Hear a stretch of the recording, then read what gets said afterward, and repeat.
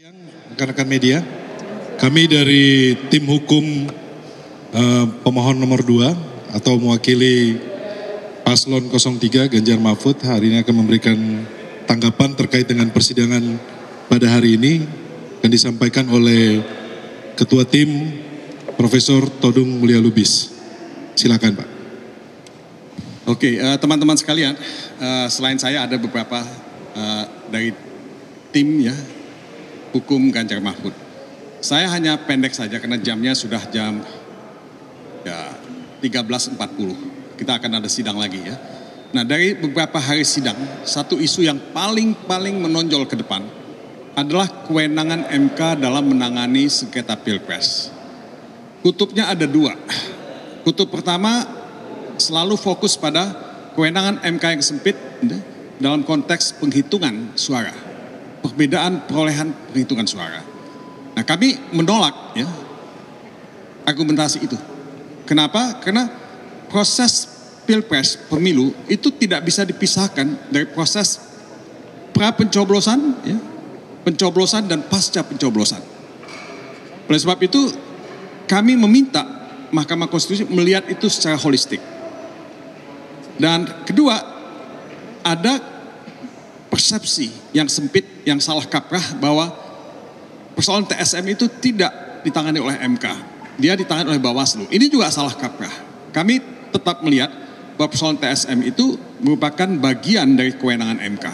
Kalau kita membaca pasal 22E Undang-Undang Dasar 45 dan pasal 24C ayat 1 Undang-Undang Dasar 45. Kita mesti kembali ke sana sebagai hukum dasar kita.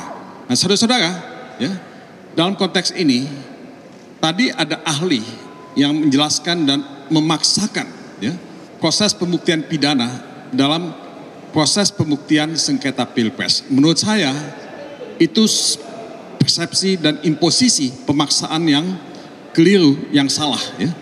Dan ini diakui sebetulnya juga oleh Ketua Majelis. Karena Ketua Majelis sudah mengatakan bahwa ya tidak mungkin ya imposisi pembuktian pidana itu dilakukan dalam proses sengketa Pilpres ini. Kalau menerapkan asas pembuktian pidana yang beyond any reasonable doubt, tidak mungkin bisa terbukti. Tapi keadilan konstitusional itu mesti dicapai. Kita mesti peroleh itu keadilan substansial dan keadilan konstitusional itu. Dan itu tidak mungkin hanya dengan pembuktian pidana yang satu pihak ya, yang one sided, yang diimpose. Oleh sebab itu tadi perdebatannya cukup tajam dan menurut saya Saudara Edi ya, harus melihat secara lebih global ya apa yang terjadi dalam Pilpres yang kita hadapi ini. Tadi dia mengutip buku How Democracy Die. Ya, itu buku yang bagus. Bagaimana demokrasi mati sebenarnya. Nah, demokrasi mati itu tidak semata-mata oleh penguasa otoriter. Demokrasi mati itu dilakukan dalam banyak negara oleh penguasa yang dipilih secara demokratis. Nah, bagaimana demokrasi dibajak untuk membunuh demokrasi? Nah, kalau Mahkamah Konstitusi tidak diberikan kewenangan untuk mengadili dan memeriksa pelanggaran-pelanggaran, kecurangan-kecurangan dan kejahatan-kejahatan demokrasi yang terjadi, meski itu dilakukan oleh pemerintahan yang terpilih, kita tidak akan maju-maju. Kita bukan saja akan berjalan di tempat, tapi kita akan mundur ke belakang. Kita akan mengalami setback. Nah, inilah taruhan MK sekarang ini. MK harus betul-betul tampil sebagai penjaga konstitusi dan menyelamatkan demokrasi, menyelamatkan republik untuk anak-anak dan cucu-cucu kita. Masih banyak yang lain yang kita bisa share, tapi saya akan berhenti sampai di sini. Nanti setelah sidang ya, mendengarkan saksi fakta, kita akan ketemu lagi. Jadi ini beberapa hal yang saya bisa share ya, dan mungkin ada tambahan dari yang lain.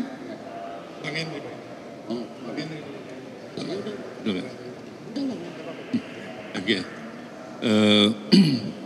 Tadi mereka sudah mengajukan ahli ya dan ada saksi faktual. Sejauh ini saksi-saksi dan ahli yang mereka ajukan tidak dapat mematahkan keterangan dari ahli serta saksi faktual yang kami ajukan. Itu satu. Yang kedua, dari saksi-saksi dan ahli yang kami ajukan, kami sudah bisa membuktikan seluruh dalil yang kami sampaikan di dalam permohonan. Itu aja, terima kasih. Saya mau nambahkan apa yang dikemukakan Pak Tudung tadi terkait dengan perdebatan soal kewenangan MK dalam sidang kali ini terkait khususnya tentang DSM.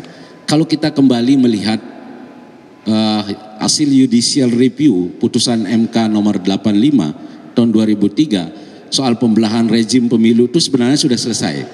Jadi kalau dikatakan tidak ada kewenangan, saya kira kembali kepada Bawaslu. Kalau ada sengketa administratif, sengketa pidana pemilu harus diselesaikan Bawaslu. Saya kira tidak seperti itu.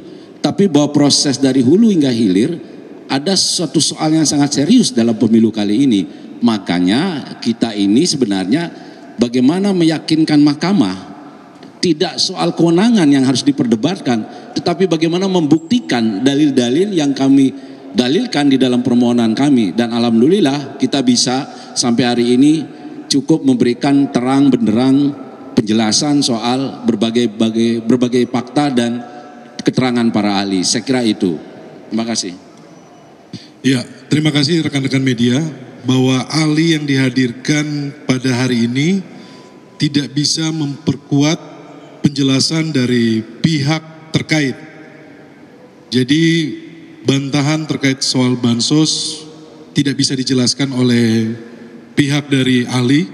Yang pertama, yang kedua terkait dengan putusan Mahkamah Konstitusi itu sudah disampaikan juga oleh majelis bahwa tidak bisa dibandingkan dengan teori hukum apapun.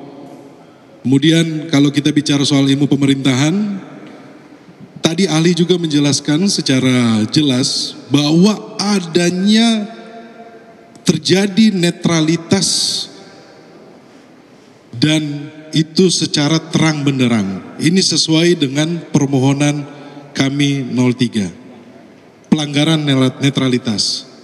Kemudian apa yang kami sampaikan terkait dengan abuse of power ini juga pun secara jelas disampaikan oleh ahli bahwa penunjukan pejabat kepala daerah itu dikontrol melalui yang di atasnya.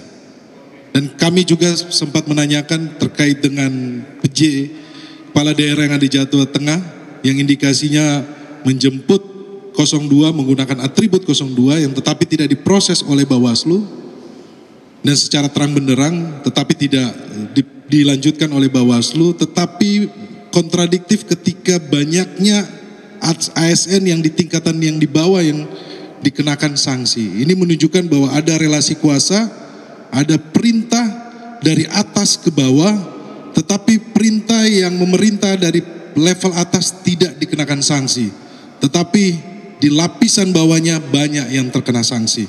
Ini bisa menggambarkan terkait dengan permohonan kami mengenai netralitas dan abuse of power, nepotisme yang melahirkan abuse of power yang secara terkoordinir.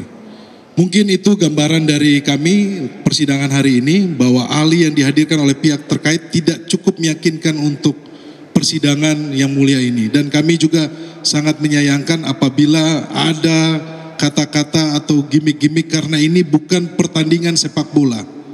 Ini adalah pertaruhan masa depan bangsa Indonesia yang kita berharap bahwa anak cucu kita ke depannya melihat sejarah ini. Bagaimana kita mempertahankan demokrasi dan konstitusi di Indonesia.